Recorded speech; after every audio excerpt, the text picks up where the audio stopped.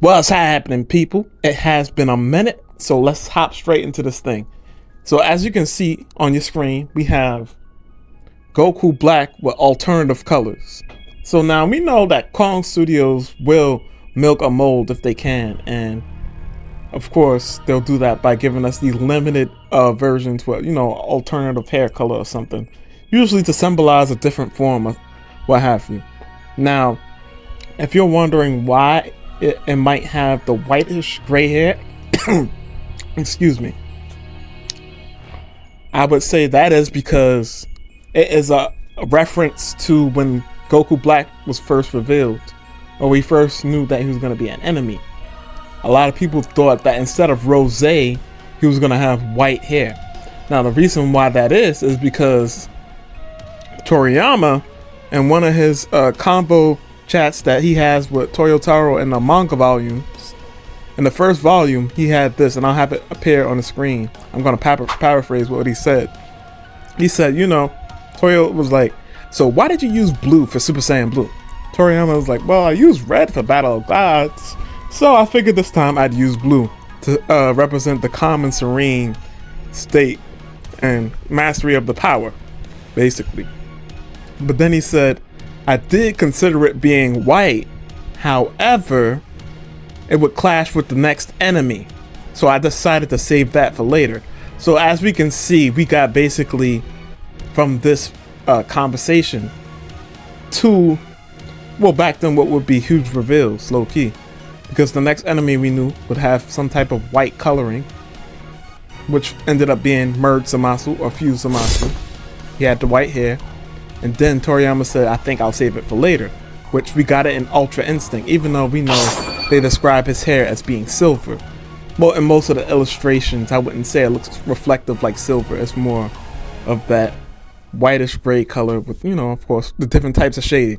But that's just a quick little tidbit on why I think they chose the color. It's a reference to that era where before we knew it was revealed as rosé, we thought that Goku Black, since the next enemy was going to have some type of whiteness to them, or, well, that sounds really bad. I'm leaving that in.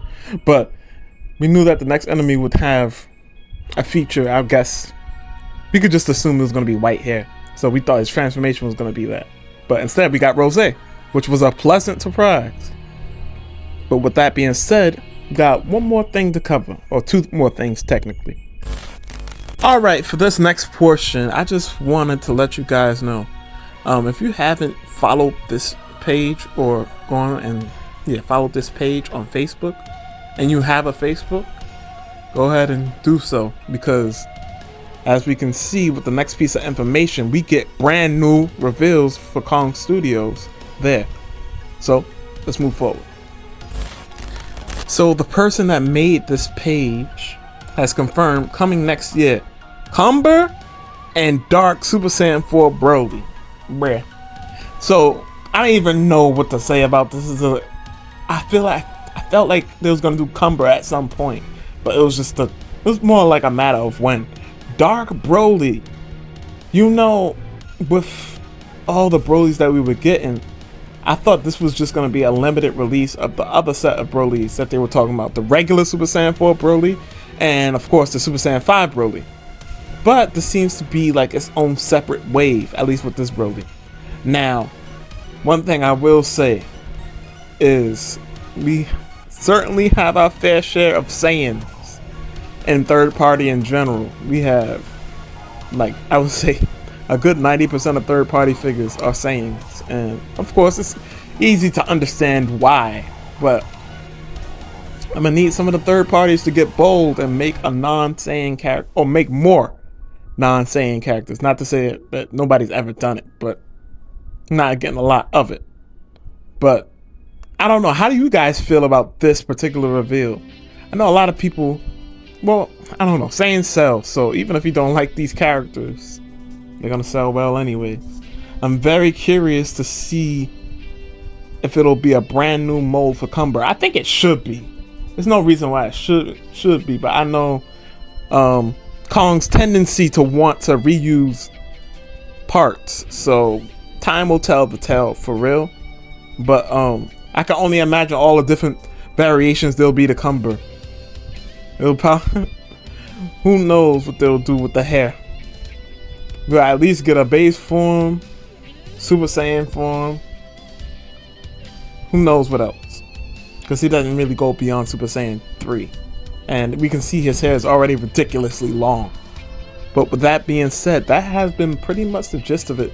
Sorry about the lack of videos. It was just a hiatus. Needed to recharge for a little bit. And also, sometimes I get a little bit lazy with the video making towards the end of the month. However, I'm going to try to eliminate that habit. And stay tuned for a whole bunch of reviews. Like, I have so much stuff to review. I'm going to try to get all my pictures and footage together so I can pump these out faster. But with that being said, peace out. So I completely forgot about this portion of the video of footage that I got, but basically this is just a good indicator that the Super Saiyan 3s are on their way. I believe the volume should be up for the story. I don't know what the guy is saying, if I can speak that language, whatever language that is. But, you know, enjoy. 然后呢，因为这个头发实在是太重了，然后这个胸部啊，它一定要弯的时候，那个角度要稍微大一点，要不然实在是撑不住这个头发的重量。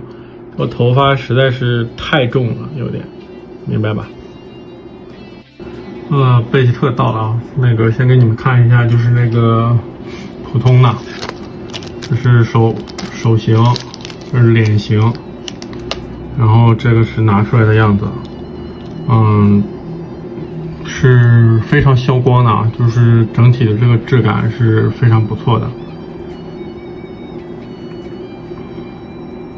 就是头发实际的颜色可能比我现在拍出来的还要再明显一点，就是这个渐变的这个感觉啊，就是差不多就是很浅的一种那个淡淡的那个黄色。